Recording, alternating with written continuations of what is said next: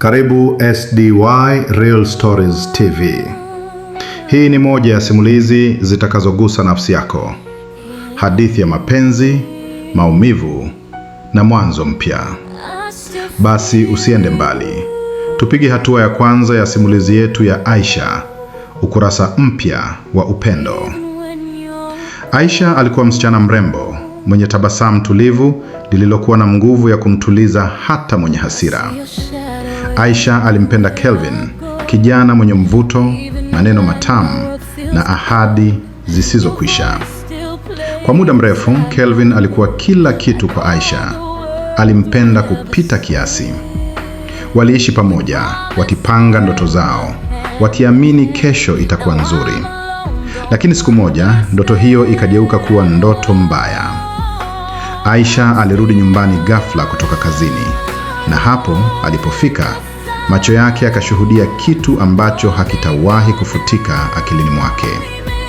Kelvin, mwanaume aliyempenda kwa moyo wake wote, alikuwa chumbani akiwa na mwanamke mwingine. Wakiwa kwenye kitanda walicholala wote siku chache tu zilizopita. Moyo wa Aisha uliganda. Machozi yakaanza kumtoka bila hata kujizuia. Kwa sauti ndogo akamuuliza, "Kelvin, mbona unanifanyia hivi? Mimi nimekukosea nini?" Kelvin akashuka kitandani haraka, akamkaribia Aisha huku akijifanya mnyenyekevu. "Nisamehe mamtu, ni shetani tu alinipitia, na ahidi haitajirudia tena." Na kwa upendo wake usio na mipaka, Aisha alimsamehe. Alijipa moyo, labda kweli atabadilika. Aliendelea kuishi naye, akijifanya kila kitu kiko sawa, wakati moyoni alijua vidonda havijapona. Lakini hakuwa amejua, ile ilikuwa ndiyo mwanzo wa maumivu mapya. Siku zikapita, Kelvin akawa na dharau, maneno ya karaha, na siku nyingine harudi kabisa nyumbani. Akirudi asubuhi, Aisha akiuliza, "Kelvin, ulikuwa wapi?"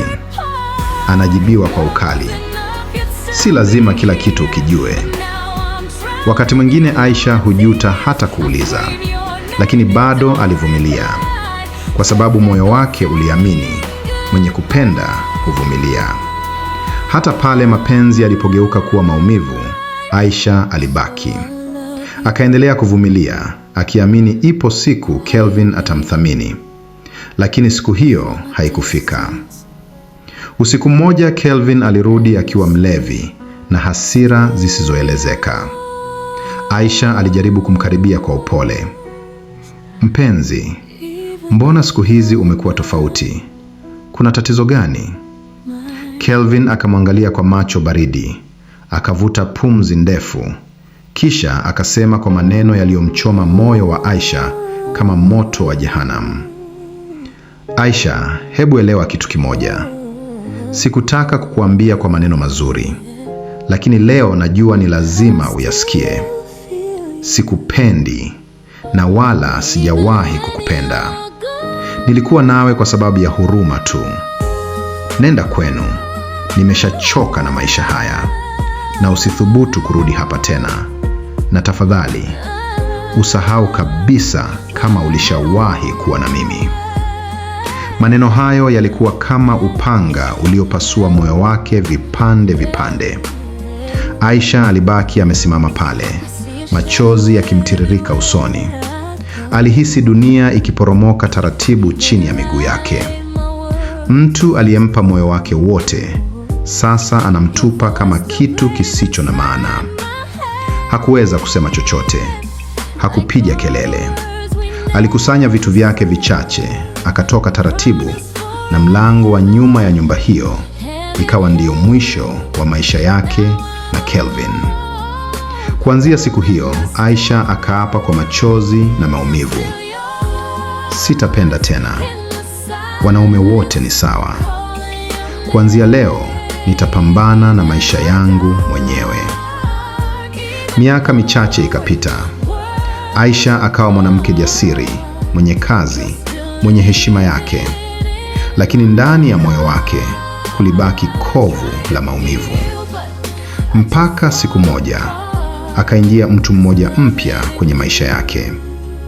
Saidi, kijana mpole, mwenye hekima, anayejua kuuliza umeamkaje kwa nia ya kweli.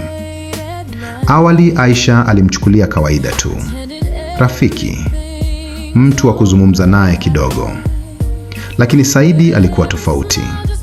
Alimjali, alimsikiliza, alijua kumtuliza. Mara nyingine alimletea zawadi ndogo, maua au chakula alichopenda. Hakusema nakupenda, bali vitendo vyake vilisema zaidi. Aisha akaanza kubadilika bila hata kujitambua. Akawa anajiuliza mwenyewe, mbona mimi nimekuwa hivi? Mbona natamani kumwona kila siku? Mbona nikikosa sauti yake najihisi kama siku imeharibika? Kisha akajikemea kwa upole. Hapana, haiwezekani. Huyu ni rafiki yangu tu. Sitaki mapenzi. Niliapa. Lakini ukweli ni kwamba moyo wa Aisha ulikuwa umeanza kufunguka tena, na safari mpya ya upendo ilikuwa inaanza bila hata yeye kujua. Mwisho wa episodi ya kwanza. Wakati mwingine maumivu ya jana ndiyo yanayotufundisha thamani ya upendo wa leo. Usikose episodi ya pili, mwanzo mpya, Saidi, ambapo tutashuhudia namna Saidi anavyozidi kumvutia Aisha taratibu, na jinsi Aisha anavyopambana na hisia mpya anazozihofia, lakini moyo wake hauwezi kuzikataa. Kumbuka kusubscribe, kulike na kushare simulizi hii ya mapenzi, ili usipitwe na sehemu inayofuata. Hapa hapa kwenye SDY Real Stories TV.